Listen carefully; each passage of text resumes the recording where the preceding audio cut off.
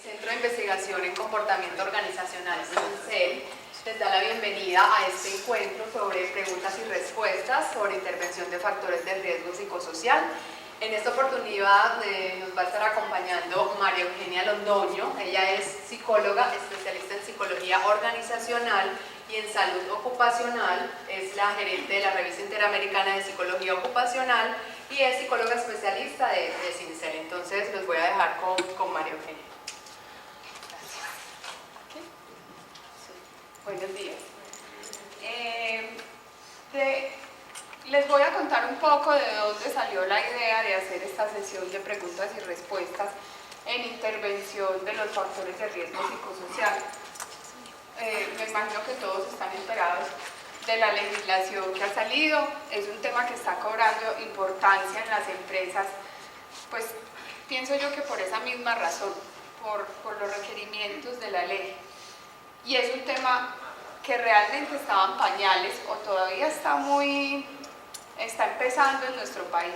Todos estamos aprendiendo juntos.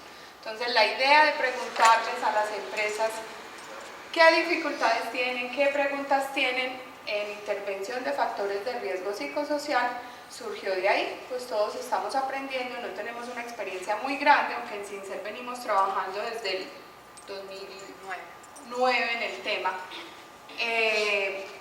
Queríamos saber si las inquietudes que nosotros teníamos al respecto pues son las mismas que tienen las organizaciones.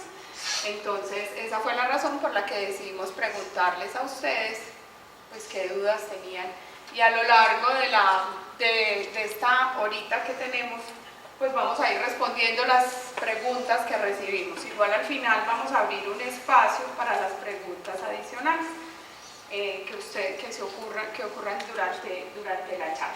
Vamos a hacer, pues en primer lugar me parece importante hacer un encuadre pequeñito sobre los conceptos principales, pues que es un factor de riesgo psicosocial y entender un poco qué cosas pueden ser factores de riesgo psicosocial en el trabajo, para luego ya entrar a hablar sobre los principios de intervención de los factores de riesgo.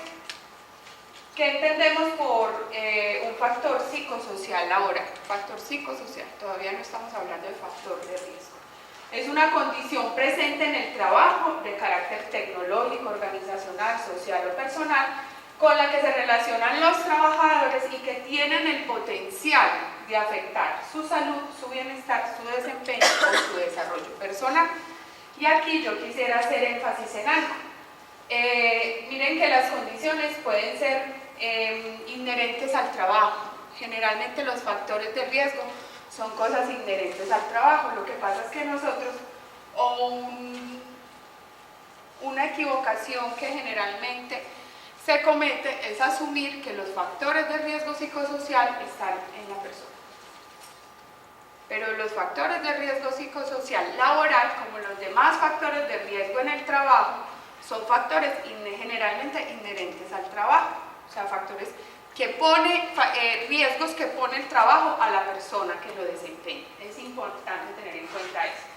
Cuando estos factores psicosociales laborales dijimos que tenían la potencialidad de afectar positiva o negativamente el desempeño, el desarrollo, la salud, el bienestar de las personas. Cuando ese efecto es desfavorable, entonces hablamos de un factor de riesgo. Cuando ese efecto es favorable o tiene el potencial de proteger contra esos factores de riesgo, entonces estamos hablando de un factor protector psicosocial. Aquí tenemos el modelo de factores psicosociales que desarrollamos en CINCEL en el 2009.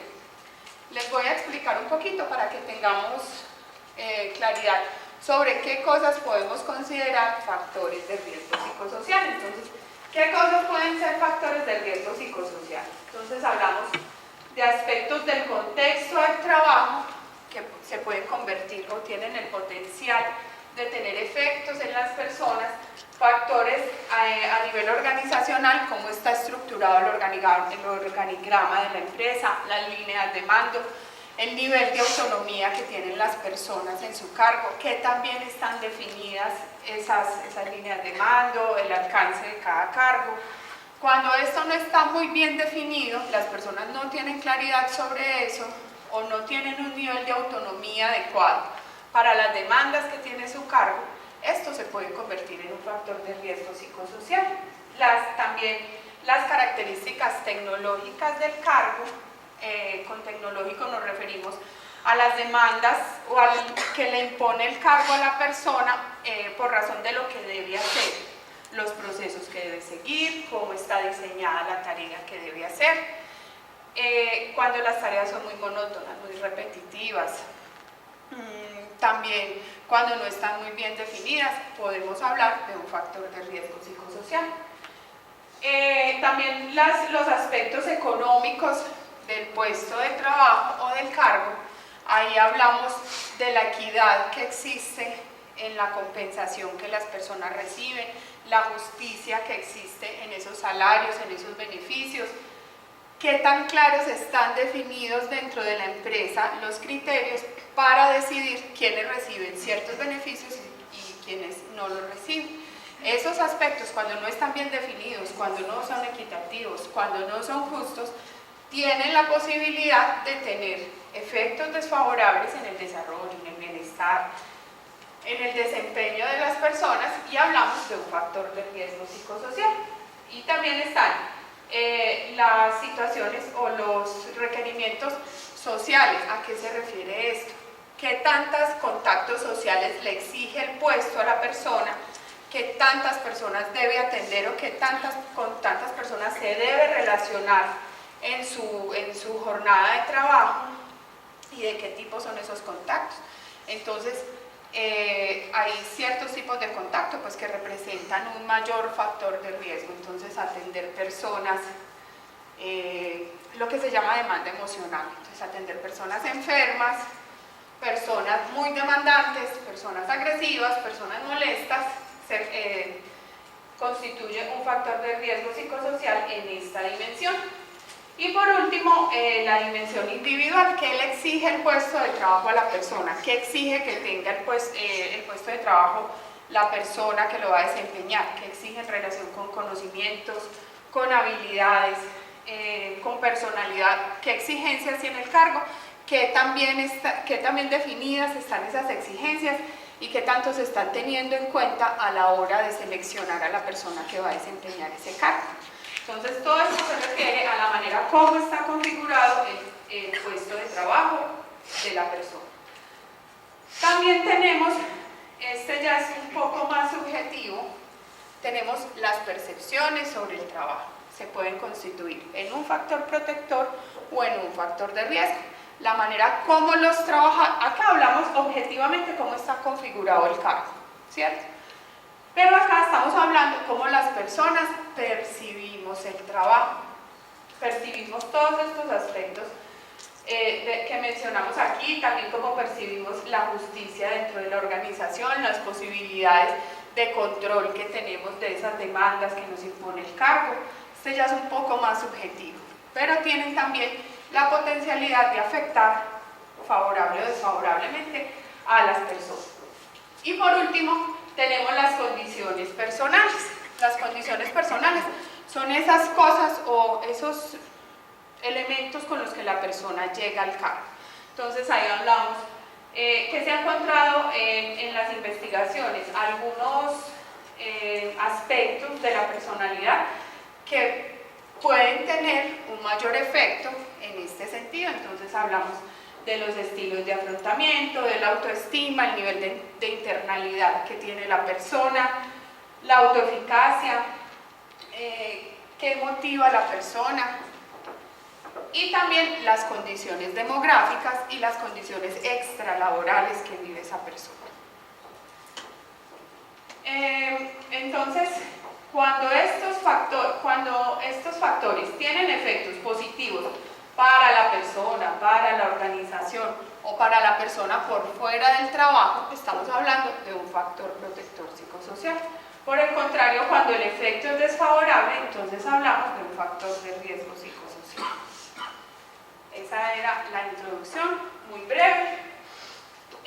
La normatividad que tenemos en este momento en Colombia, hay otras leyes y resoluciones que tienen que ver con la salud ocupacional en el trabajo, pero digamos que acá tenemos las tres que se refieren específicamente a estos factores de riesgo. Entonces tenemos la ley 1010 de 2006, por la cual se adoptaron las medidas para prevenir, corregir y sancionar el acoso laboral.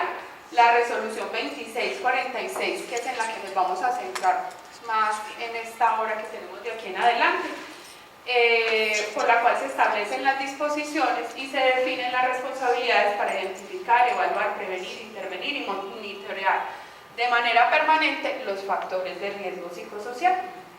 Y la resolución 652, que es de este año, por la cual se establece la conformación y funcionamiento del Comité de Convivencia Laboral en entidades públicas y en empresas privadas. Aunque la semana pasada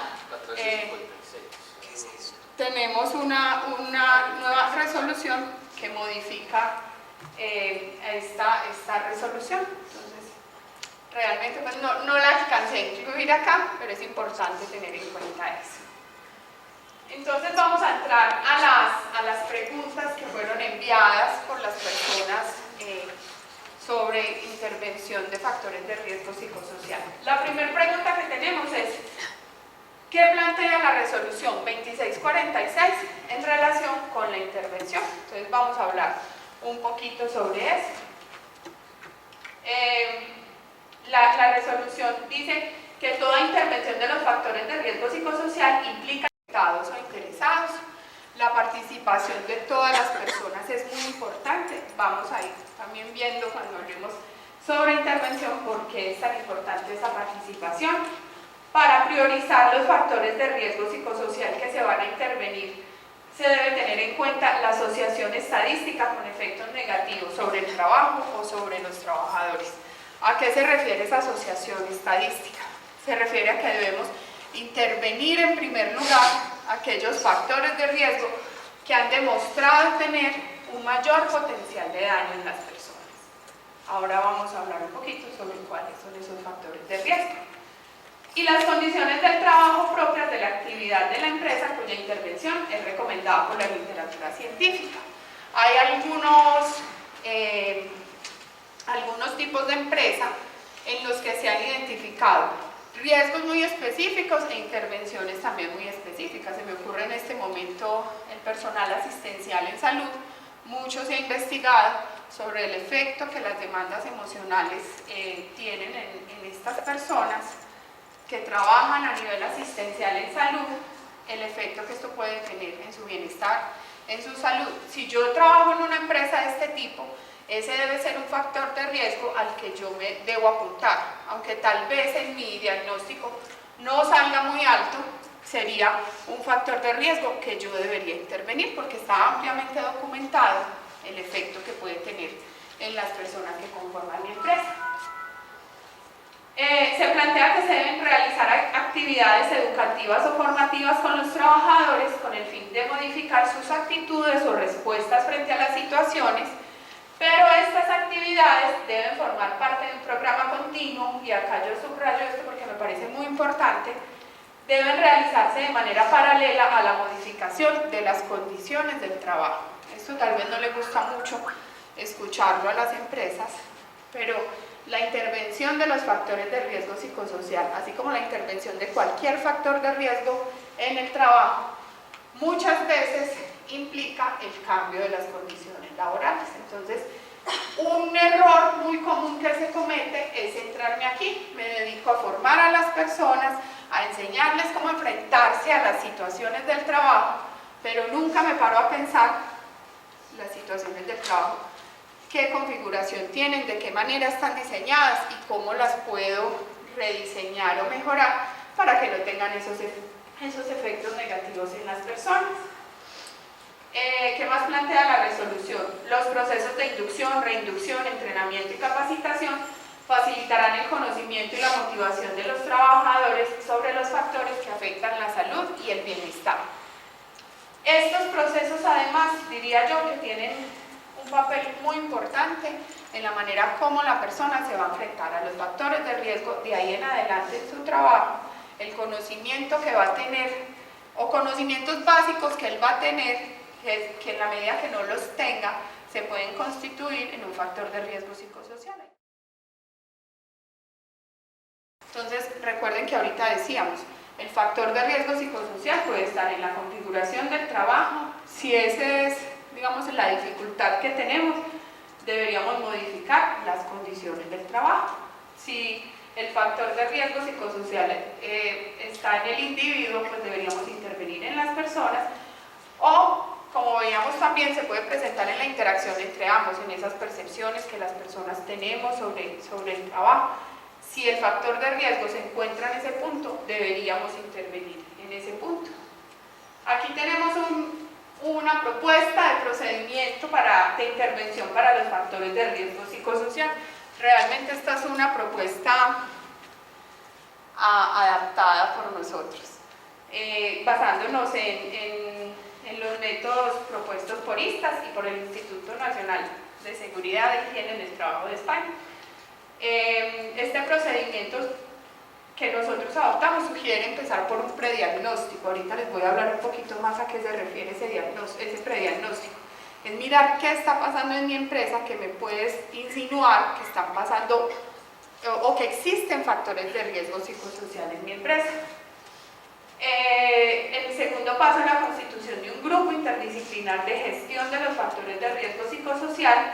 El tercer paso es el diagnóstico a profundidad, luego viene la priorización de los riesgos por intervenir, la devolución de los resultados a todas las personas. Generalmente el estudio de factores de riesgo psicosocial se queda, lo conoce a veces el comité de gerencia, las personas de salud ocupacional, incluso muchas veces por temor a que eso despierte problemas en la organización.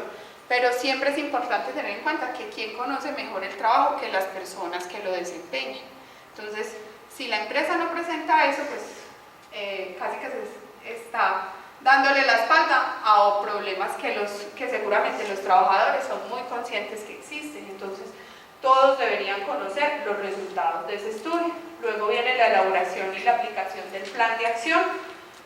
Contarle a los trabajadores sobre las medidas tomadas. Muchas veces también las empresas hacen muchas cosas, pero nunca le cuentan a las personas.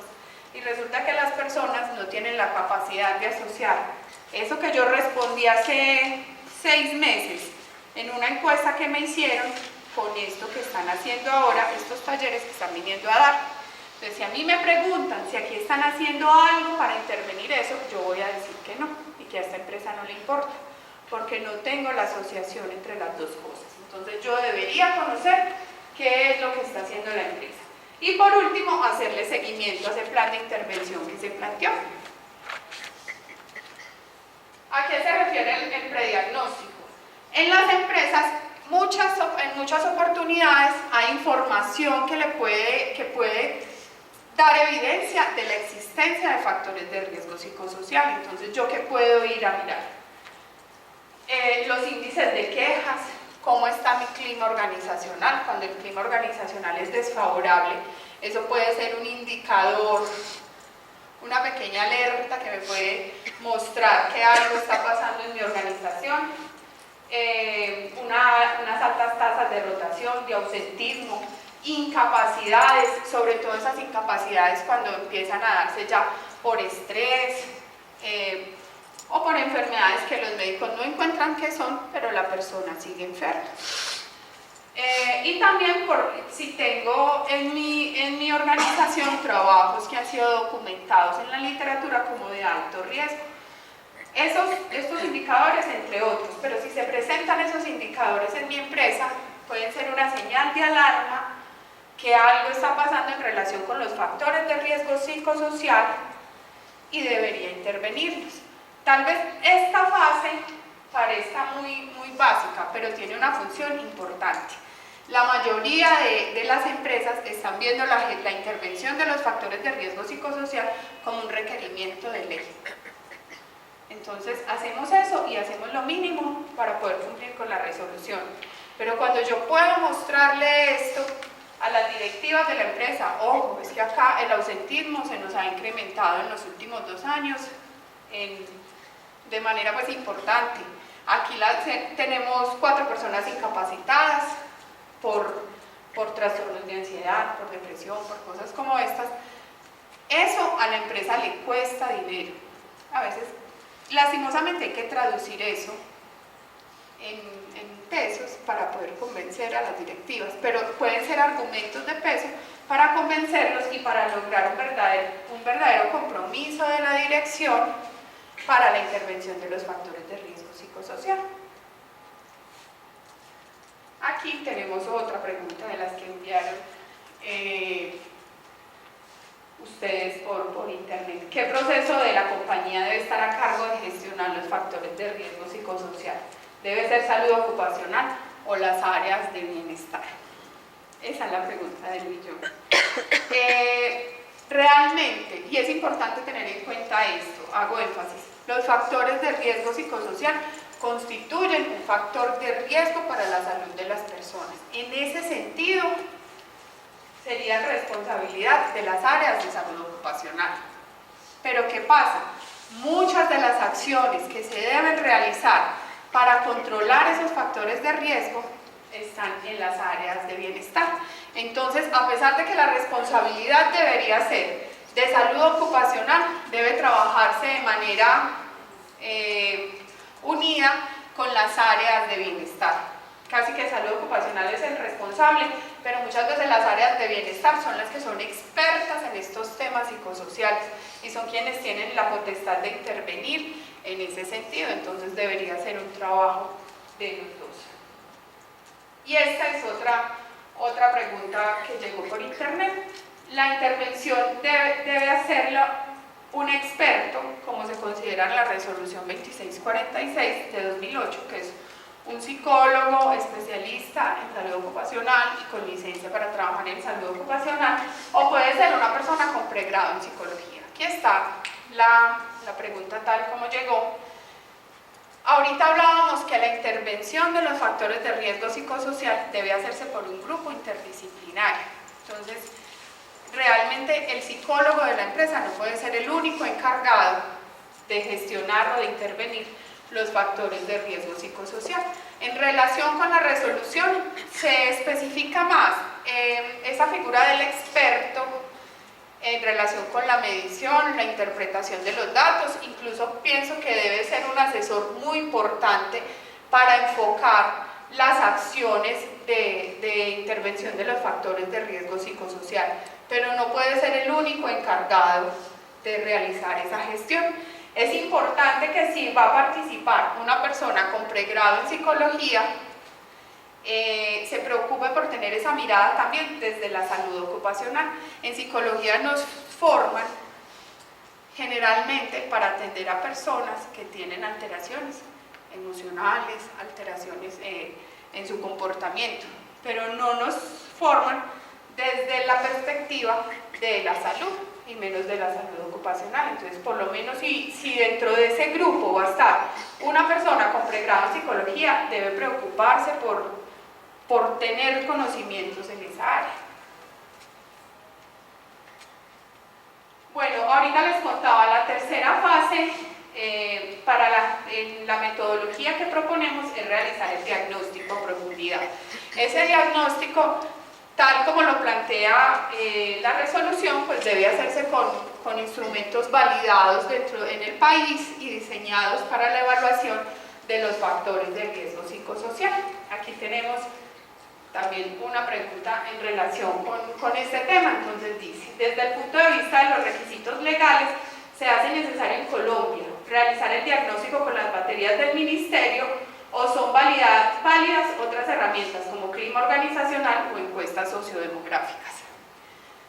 La resolución acá está de manera textual que dice que los factores de riesgo, los factores psicosociales deben ser evaluados objetiva y subjetivamente utilizando los instrumentos que para el efecto hayan sido validados en el país. Entonces, específicamente no se dice que debe ser con la batería del ministerio. El ministerio sacó esta batería con el fin de dar facilidades a las organizaciones para poder cumplir con la resolución, porque estaban haciendo una exigencia, tal vez en ese momento no habían instrumentos validados en el país para realizar estas evaluaciones y el ministerio sacó esta batería, pero no necesariamente debe ser con la batería. Muchas empresas hacen otro tipo de mediciones como encuestas de clima organizacional, encuestas sociodemográficas y asumen que esto abarca el tema de factores de riesgo psicosocial, pero aquí me voy a devolver al modelo de factores de riesgo. Cuando hablamos, en el caso específico de clima organizacional, cuando hablamos de clima organizacional, estamos hablando de la manera como las personas perciben las condiciones de trabajo. Pero el clima no me está mostrando realmente, objetivamente, cómo se encuentran las condiciones de trabajo. Entonces, cuando hacemos un estudio de clima organizacional, estamos midiendo este pedacito. Estamos midiendo, si bien es un factor que cuando es favorable puede producir efectos muy positivos en las personas, en su salud, en su bienestar, en su desempeño, no abarca o no me da información objetiva sobre cómo está configurado el trabajo de las personas. Entonces, no me está mostrando las condiciones de las personas que ocupan los cargos en mi empresa, entonces no está abarcando el tema como tal. Y cuando nos vamos a un estudio o a una encuesta de condiciones demográficas, esta la podríamos ubicar aquí. Pero miren que esa encuesta no me está hablando sobre cómo están configurados los puestos de trabajo, las demandas que enfrenta la persona en el trabajo, ni cómo la persona ve ese trabajo, ni me está dando información sobre todas las otras condiciones personales con las que las personas llegan a su trabajo. Eso yo creo que da respuesta a la pregunta, ¿cierto? Entonces son indicadores que se pueden tener en cuenta en el momento de hacer un diagnóstico de factores de riesgo psicosocial, pero no me abarcan el tema. Los factores de riesgo psicosocial, miren que en los dos casos se está dejando por fuera esto, que es la configuración objetiva del puesto de trabajo. Y los factores de riesgo psicosocial pueden existir aunque yo no me dé cuenta de eso, aunque yo no lo perciba. Tal vez mi percepción sea muy favorable, pero yo tengo un cargo, un puesto que está diseñado de tal manera que seguramente si sigo ahí va a tener efectos desfavorables en mi salud, en mi bienestar, en mi desarrollo, en mi desempeño. Bueno, la cuarta fase para la intervención es la priorización de los factores de riesgo psicosocial por intervenir.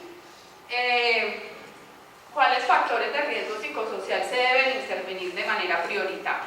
Entonces, si ustedes recuerdan ahorita que les hablé de la resolución, en ella se plantean algunos criterios de priorización, la asociación estadística, o sea, trabajar en aquellos factores que han demostrado tener mayor poder de daño, mayor potencial de daño en las personas, y también intervenir aquellos que son propios o que se ha documentado que son propios del tipo de organización a la que yo pertenezco.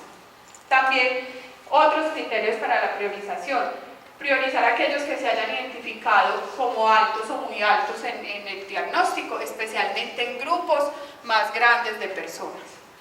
Los que afectan a un número más alto de personas, los que tengan mayor poder lesivo, que sean más graves, que tengan el potencial de causar mayor daño. Y aquí me gustaría hacer como énfasis en algunas de las cosas que se han reportado en investigación. Generalmente se entra a intervenir los factores de riesgo individuales, entonces entro a enseñarle a las personas a afrontar el estrés, a relajarse, ¿cierto? Eso es lo que generalmente hacemos, pero se ha encontrado que por más que yo le eduque a las personas y les dé herramientas, yo debo modificar las condiciones o los factores de riesgo intralaborales, porque la persona se va a seguir enfrentando a ellos de manera pues prolongada y por mucho tiempo. Y por más que yo tenga una persona resistente, si la sigo enfrentando a eso, la persona va a sufrir los efectos negativos. En relación con los factores intralaborales, ¿cuáles han demostrado tener mayor potencial de daño entre los que se han documentado? Entonces, las demandas emocionales, lo que yo les decía ahora, tener que atender público, demandante, personas enfermas, personas en situaciones difíciles, personas agresivas, groseras, violentas. A eso se refiere la demanda emocional, son cargos con niveles de riesgo bastante altos. Las demandas cuantitativas, tener muchísimo trabajo para mi jornada laboral. Las demandas, el escaso control y autonomía, no poder tomar decisiones dentro de mi trabajo, tener responsabilidades y no tener manera de hacerles frente. Y en esos factores de riesgo que se refieren más a los aspectos sociales del trabajo, la calidad del liderazgo, cuando es inadecuada, ha demostrado tener un potencial de daño bastante importante. Y también debería intervenir o priorizar los factores de riesgo psicosocial que son más frecuentes en mi organización. Debería mirar estos criterios para priorizar. Ahora sí vamos a hablar un poco sobre cómo se pueden intervenir los factores de riesgo psicosocial. Algo que es muy importante de la intervención de factores de riesgo psicosocial es que para hacer esa intervención no existen soluciones prediseñadas. El mejor programa de intervención de los factores de riesgo psicosocial es ese que está adaptado, incluso en la resolución se plantea, está adaptado a la cultura, a la historia, a las necesidades propias de la organización. Desde la salud ocupacional, yo puedo intervenir en 3 niveles. Entonces, puedo hacer intervención primaria. La intervención primaria, ¿qué busca hacer? Eliminar el factor de riesgo, intervenir en la fuente de riesgo para que no vuelva a aparecer. ¿Sí? La intervención secundaria se refiere a que yo voy a darle protección a las personas. Entonces, las voy a formar, las voy a concientizar, les voy a dar destrezas, habilidades para que se enfrenten a esa situación de riesgo. Y por último está la intervención terciaria, que ya es una intervención que busca reducir los efectos de los factores de riesgo psicosocial. Es una intervención más terapéutica, busca que las personas se reintegren a su trabajo. ¿Qué se ha encontrado? Pues que la efectividad va en este sentido. Siempre la intervención primaria va a ser la más efectiva, la que mayores efectos positivos va a tener en la salud, en el bienestar de las personas. ¿Por qué? Porque se está eliminando la exposición al factor de riesgo. Yo debería pasar a los otros tipos de intervención cuando definitivamente no puedo eliminar el factor de riesgo.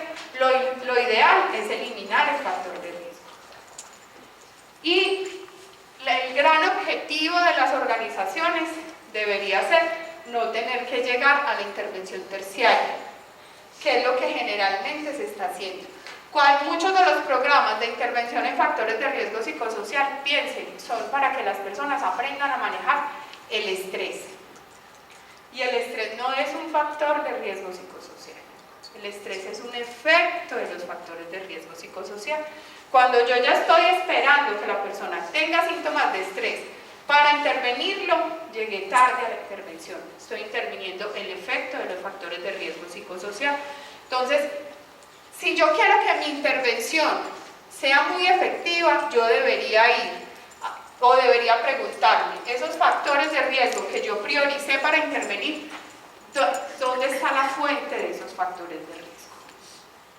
¿Qué es lo que generalmente se hace?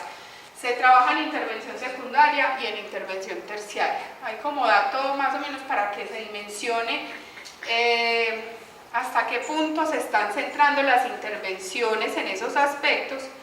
Hace poquito terminé el trabajo de grado de la especialización en salud ocupacional y era una revisión sistemática de literatura en la que buscábamos identificar intervenciones primarias centradas en los factores de riesgo intralaboral, o sea, no en los factores individuales.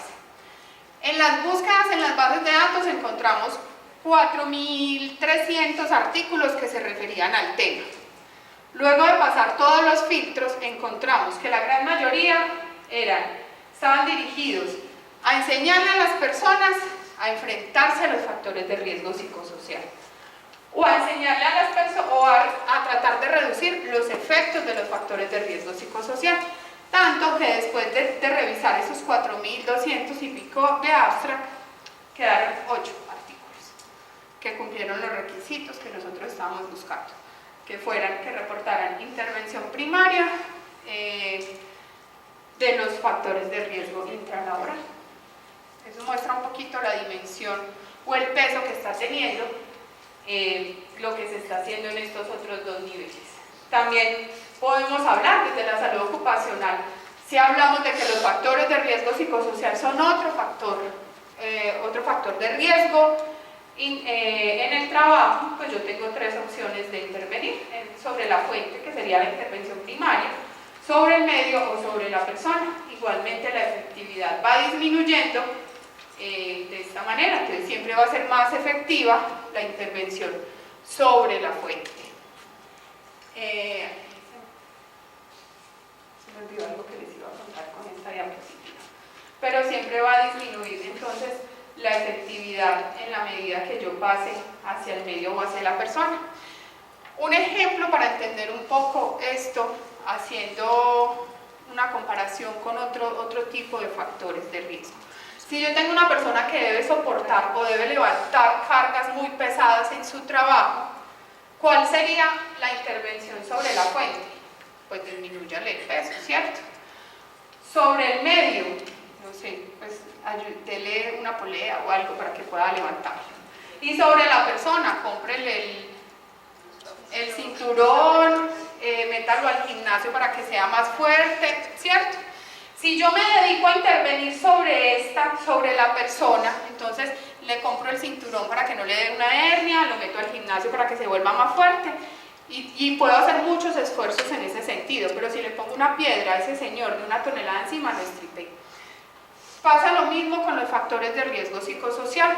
Somos un poquito o muy optimistas al pensar que al intervenir sobre la persona, enseñarle a que afronte el estrés, esa persona nunca se me va a enfermar y nunca me preocupo por cambiar las condiciones del trabajo. Bueno, algunos principios básicos para la gestión de los factores de riesgo psicosocial: dejar el enfoque individual, centrarse en las condiciones del trabajo, tratar los factores de riesgo psicosocial como se tratan los demás riesgos dentro de la organización, intervenir buscando eliminar la exposición. El objetivo es prevenir los riesgos y no las enfermedades, dejar ese enfoque individual que es muy propio de la psicología clínica y de la medicina y centrarme más en los grupos. Partir de situaciones reales, buscar soluciones específicas. En las empresas a veces se tiene la tentación de empezar a intervenir con soluciones prediseñadas. Entonces venga, dígame usted qué es lo que yo tengo que hacer. Entonces, medio alto el riesgo en liderazgo, coaching para todos los jefes. Pero nunca profundizo qué es lo que está pasando, no estoy conociendo qué es lo que está pasando en mi organización. Tal vez yo haga un programa de coaching muy bueno, pero el problema es que el jefe, no sé, está gritando a las personas y tal vez el programa de coaching sea muy bueno, pero no se hable específicamente de eso que está pasando en mi organización. Entonces yo debo conocer muy bien qué está pasando en mi empresa para poder llegar a intervenir y debo planificar las intervenciones a largo plazo.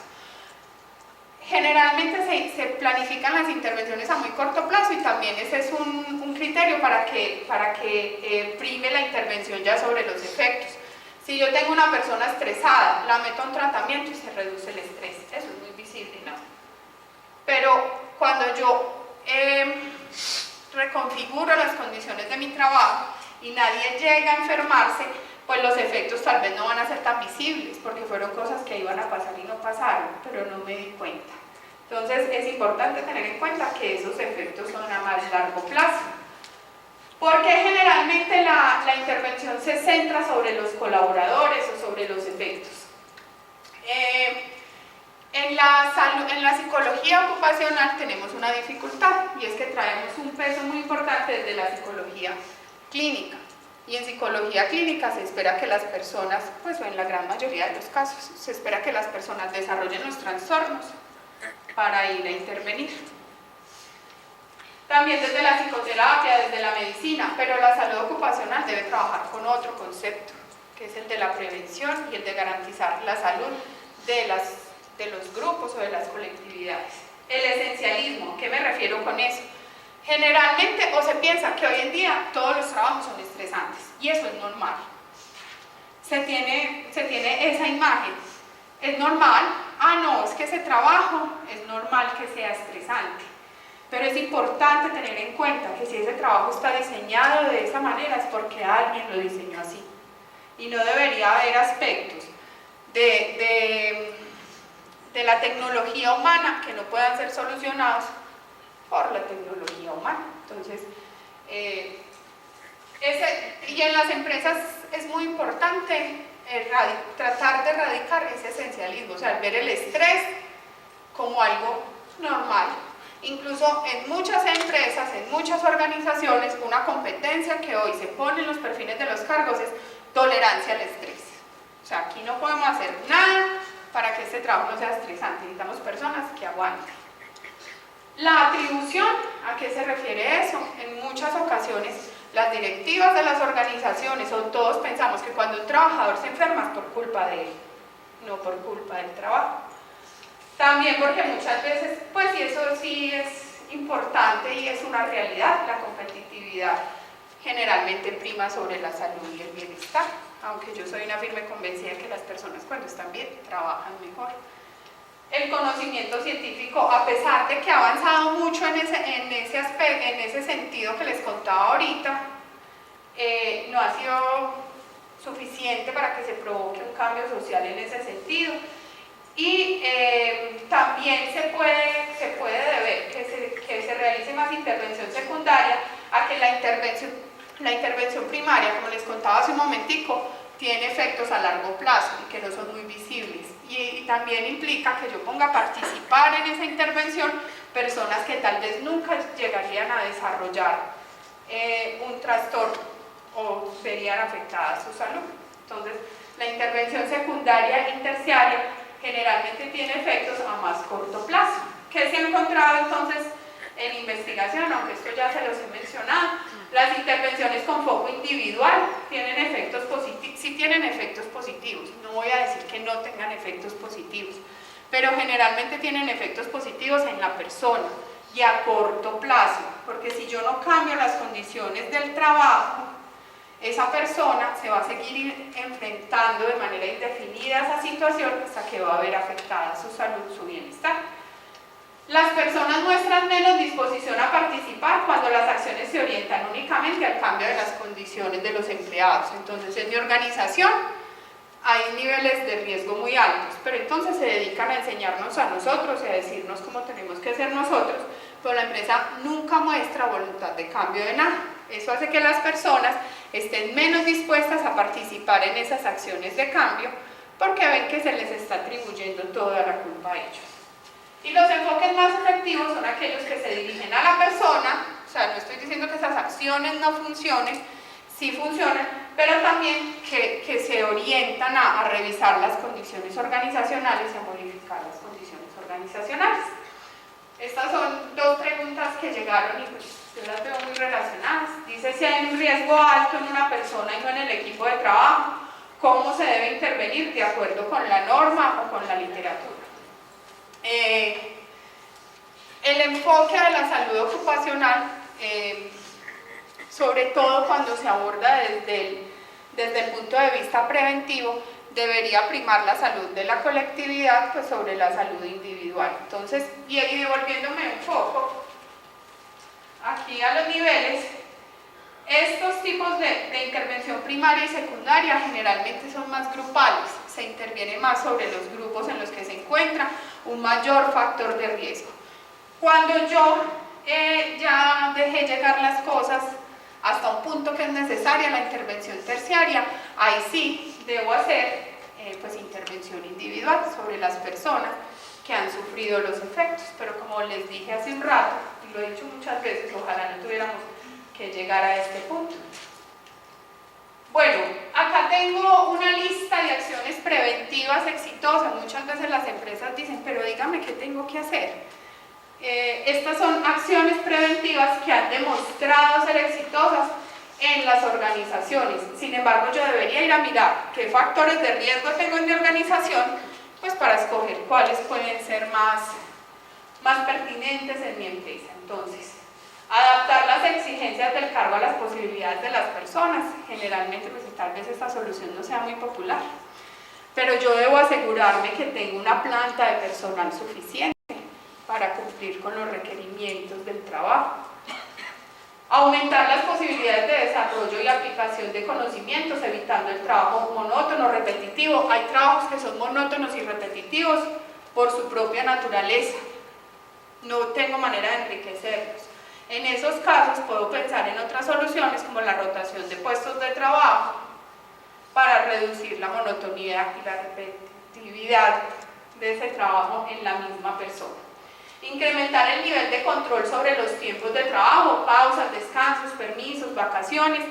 Las personas, cuando podemos escoger cuándo puedo tomar mi descanso, generalmente eso tiene una mayor correspondencia con mis necesidades y va a tener un mejor efecto. Entonces, si yo a la persona solamente le puedo dar 2 descansos de 5 minutos en toda la mañana, pero si yo pudiera dejar que le escogiera si los toma a las 9 y a las 10:30 o a las 8:30 y a las 11, esos periodos de descanso van a tener un efecto más benéfico para la persona. Lo mismo los permisos, las vacaciones. Aumentar la variedad de las tareas o rotar entre puestos. Potenciar la participación en tomas de decisiones relacionadas con la tarea. Miren que ahí empiezan a aparecer muchas cosas que desde gestión humana se hacen en muchas organizaciones. Lo que pasa es que acá empieza a tener otro sentido. Generalmente se hacen para mejorar el desempeño, para mejorar la productividad, pero lo que yo les decía ahora, generalmente las personas cuando están bien, pues trabajan mejor. Potenciar la participación entonces en la toma de decisiones relacionadas con la tarea. Generalmente las empresas pueden hacer acciones que permitan que las personas participen de manera formal, escuchar a las personas, delegarles responsabilidades, pero también ahí tienen un papel muy importante los jefes. Generalmente es el jefe casi quien determina el poder de decisión que yo tengo aquí. Hay cargos en los que dice que yo soy jefe, pero quien manda sobre mis colaboradores es mi jefe. Entonces, el formar a los jefes en ese sentido tiene un papel muy importante ahí.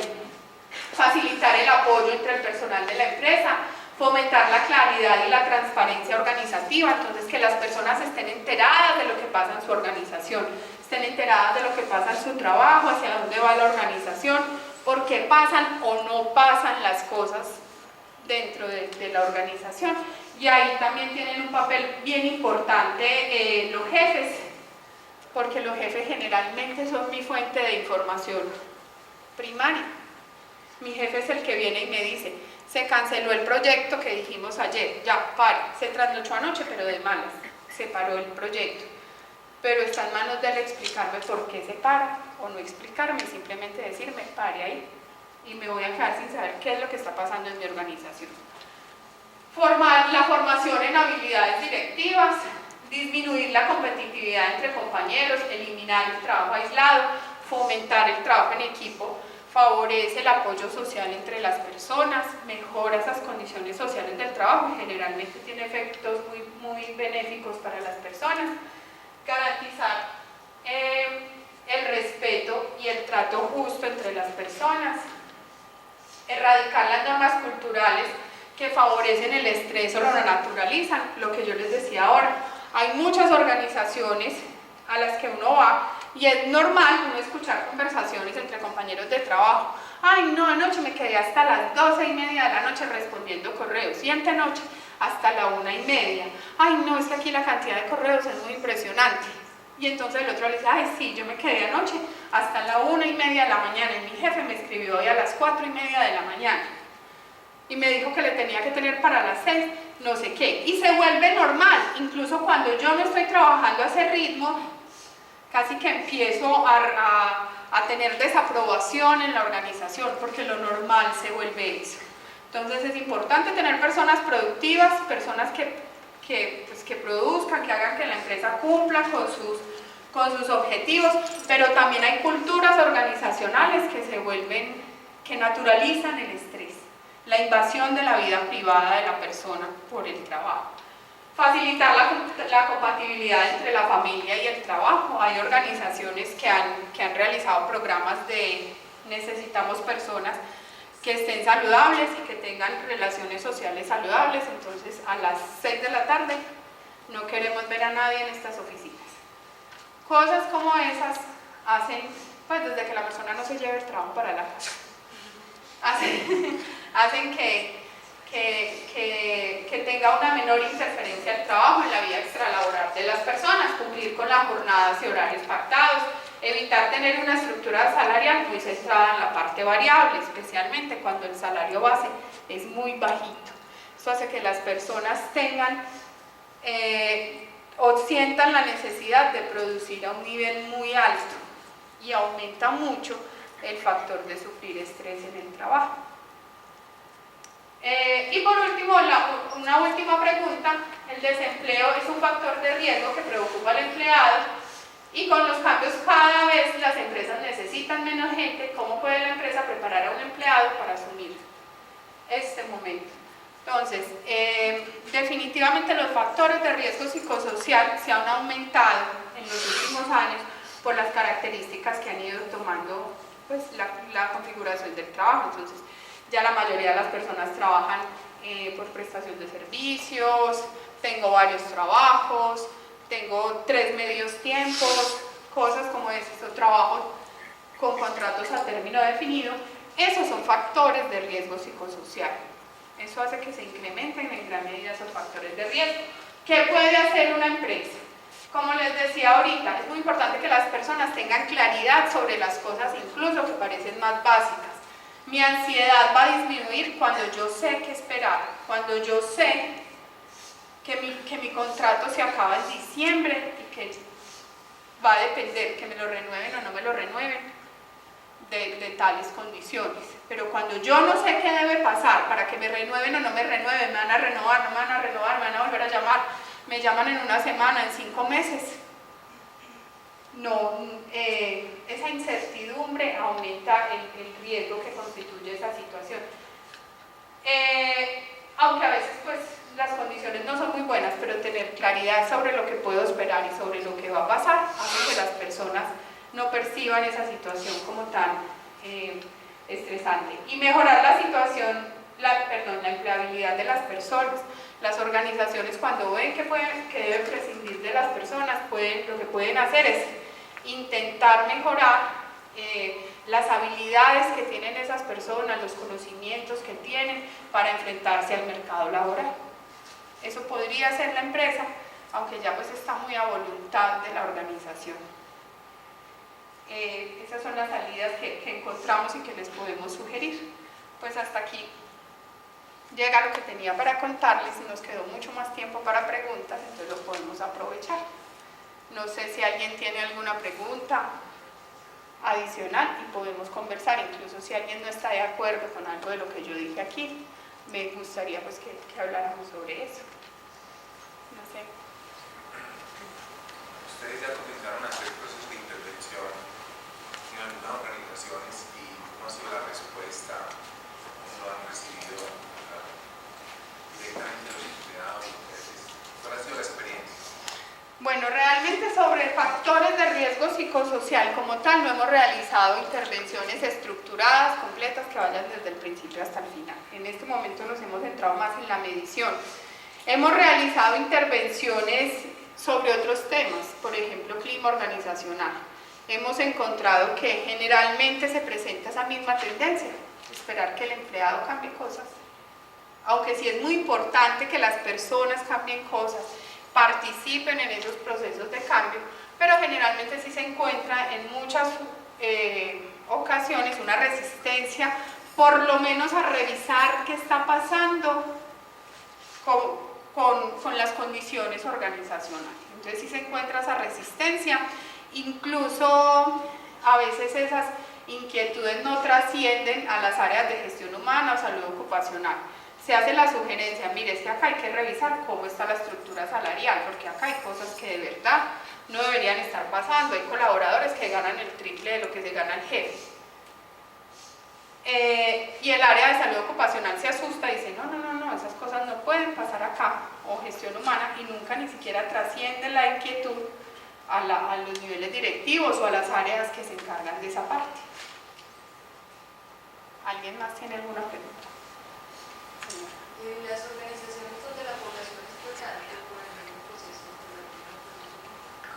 ¿cómo plantean ustedes la tabulación de los datos, la implementación de todos los formatos que hay que diligenciar para lograr obtener el control de los riesgos psicosociales a nivel de la organización? Porque el proceso hace que la población sea flotante, no porque la empresa rote personal. Bueno, lo que yo puedo, en la resolución se establece que yo puedo hacer muestreos representativos de cargos, de áreas. Entonces me imagino que entre esa población flotante hay muchos que tienen los mismos cargos, las mismas características. No, o por lo menos las mismas áreas responsables de los mismos procesos. No. No, el proceso de construcción no tiene las mismas, todos son cambiantes, o sea, una persona puede entrar y hacer diferentes actividades. Pero yo generalmente tengo, no sé, en una construcción, cargos similares, auxiliar de construcción, bueno, no conozco nada del tema, ¿cierto? En esos casos yo podría hacer muestreos de esos cargos, muestras representativas de las personas que tienen determinado cargo, y eso me da una imagen sobre cómo está o dónde debo enfocar la intervención. Me da una imagen sobre cuáles cargos, cuáles áreas, cuáles tareas, dónde están los mayores factores de riesgo. Pero no necesariamente yo le tengo que hacer la evaluación a todo el mundo. Sería conveniente, porque si tenemos en cuenta que los factores de riesgo incluyen las condiciones personales, debería conocerlo de todos mis empleados. Pero si tengo una población que es muy flotante, por lo menos al conocer esos grupos donde se presentan de manera más recurrente, puede hacer que yo me enfoque en la intervención. Y desde la resolución está así. Gracias. Yo tengo entendido que en la evaluación es voluntaria la participación del trabajador, entonces yo no podría hacerla obligatoria, y cómo hago para que sea representativa esa muestra. Bueno, Invito a todo el mundo, pero no todo el mundo irá. sí. Incluso antes de la aplicación, la persona, tal vez yo podría hacer que la persona vaya hasta la evaluación. Pero en el momento de la aplicación de los instrumentos, debo hacer que la persona llene un consentimiento informado. Si la persona no está de acuerdo con participar, no puedo hacer nada. En esos casos, bueno, si tengo una muestra representativa, pues digamos que es pertinente trabajar con esos datos. En esos casos debe quedar registro de ese consentimiento informado en el que la persona dijo que no quiere participar. O debe quedar registro de la invitación que se le hizo a la persona. O sea, la empresa está poniendo las condiciones para conocer qué está pasando. Si la persona no responde, pues digamos que la empresa llegó hasta donde pudo. En el caso de que yo no tenga nada de información, las personas no son la única fuente de información. Yo ahí puedo triangular información de otras fuentes, entonces puedo hablar con el jefe de ese cargo, mirar, ¿cierto?, para conocer. Ahí me quedaría sin conocer las condiciones individuales de la persona, pero puedo triangular información con el jefe del cargo, gestión humana, quien diseña el cargo, y puedo conocer los factores de riesgo que tienen ciertos cargos. ¿Alguien tiene alguna otra pregunta? Nadie. Señor. ¿El diagnóstico a la organización obliga una intervención? Yo diría que es lo más sabio, intervenir. Pero la ley lo dice, ¿sí o no? Está... La ley establece que aparte de medir, yo debo intervenir, hacer seguimiento, a los factores de riesgo psicosocial. Una intervención por sí sola no tiene el potencial de cambio de nada de lo que esté pasando, perdón, una medición por sí sola no tiene el potencial de cambio de nada de lo que pase en la organización. Es más, si yo a ciencia cierta sé que no voy a hacer intervención, me podría ahorrar la plata de la medición, porque estoy haciendo que las personas pierdan credibilidad en gestión humana, en salud ocupacional, estoy creando expectativas que no voy a cumplir. Entonces sí me parece muy inadecuado hacer medición sin hacer gestión. No, ahí yo voy a claridad que está a punto de salir ya prácticamente la actualización de la resolución 10 del 89 sobre las normas de salud ocupacional. Todavía toda la normatividad por primera vez viene como un sistema de gestión, como si toca HRA. Sí. ¿Qué quiere decir? Y es clara, por un recordador que se conoce, habla claramente del tema de factores de riesgo social, lo tiene muy claro, lo reitera en varias partes y la norma creo que no va a ser modificada en ese sentido, ratifica casi todo lo de la 2646 y yo diría que definitivamente el diagnóstico no tendría ninguna validez sola por sí solo, necesariamente tiene que intervenir porque